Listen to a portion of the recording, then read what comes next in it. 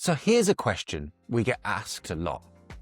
How much of the money I pay to enter the climate prize draw goes to the climate? Well, everything we do at GLAD is fully transparent and the model is really simple. We split it 60, 20, 20. 60% goes directly to cleaning up the mess we've made of the atmosphere. We use 20% to create the prize pot, which is the incentive to get people involved in the first place.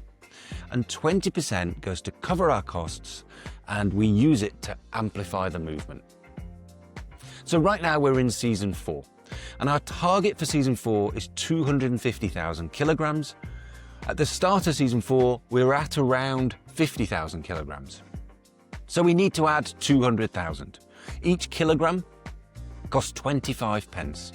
So 200,000 times 25 pence, that's a pot of money of £50,000.